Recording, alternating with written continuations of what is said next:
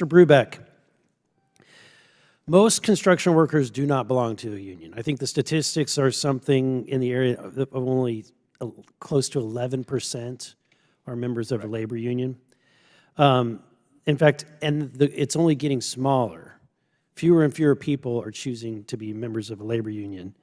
Could you expand on how the requirement will pressure contractors to reverse course and then unionize despite the fact that their employees may not want to be a member of a union? Yeah, so typical PLAs say that you have to get most or all of your employees from a union hiring hall and follow union work rules and pay into union pension and benefit programs. And so what that does is that forces contractors to be unable to use their existing employees.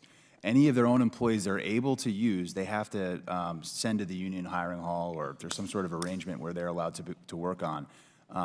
In our industry, if you want to join a union, you can just go down to the local union hiring hall and join. The barriers to unionization are very low. What we have here is the government forcing this on contractors in order to get taxpayer-funded construction contracts, and that's a problem. We heard earlier about voluntary PLAs, contractors entering into them voluntarily without undue coercive pressure, but we're talking about government-mandated PLAs. That's the issue here. That's what this executive order does. That's what all the Biden administration policies do. They try to force contractors to bargain with unions and sign a union agreement as a condition of winning a taxpayer-funded construction contract. That increases costs, that reduces competition, and that reduces the number of workers that are able to bid on these projects. We have a skilled labor shortage of 500,000 people. And I'm glad you said that it reduces, that it increases costs and it reduces competition. I can't see how anyone with a straight face can say that requiring a project labor agreement is somehow going to reduce costs and give more options. Well, in theory, it might reduce costs when your only option is a unionized contractor base, but that's not the case anywhere in this country. There's plenty of competition from non-union contractors. In my experience, PLAs are voluntarily entered into by contractors without government coercion because it provides them some sort of exemptions from problematic terms and collective bargaining agreements that make them less efficient and more expensive. So we're talking about government-mandated PLAs, not voluntary PLAs. Let's also talk about the exemptions, the supposed exemptions to the PLA requirements. The OMB memo implementing the new rule mentions a process for federal agencies to follow in order to secure an exemption or exception to the Biden administration's new blanket PLA policy.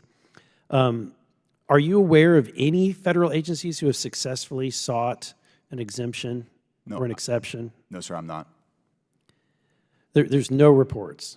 In fact, I think you have from your own personal observation, but yet when you go, and also when you go to the federal government's own website, it does not list any agencies receiving an exception.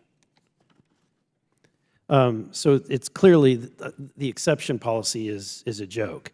Would it be safe to say that the new rule is reducing competition? That it's reducing the number of applicants for these jobs? Yeah, absolutely. I hear both from contracting officers in federal agencies and our own members who say they'd want to pursue these contracts, but they can't because of the PLA requirement on there.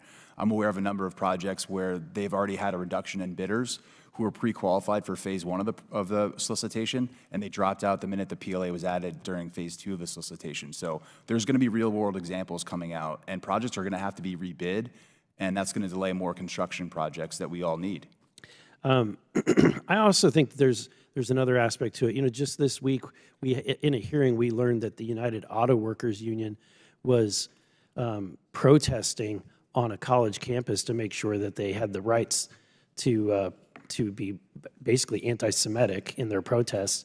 I can't imagine how someone who just wants to work, just wants to be employed, is now going to have to pay dues to something that's getting politically involved in something they may totally disagree with.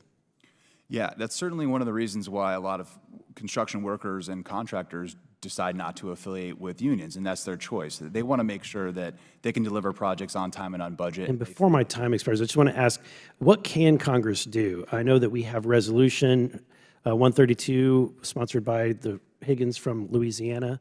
what bills are on your radar that would help remedy this? Yeah, Chairman Comer's got an excellent bill called the Fair and Open Competition Act that restricts government-mandated PLAs on federal and federally assisted projects, and Congressman Higgins has a CRA resolution striking down the Biden administration policy.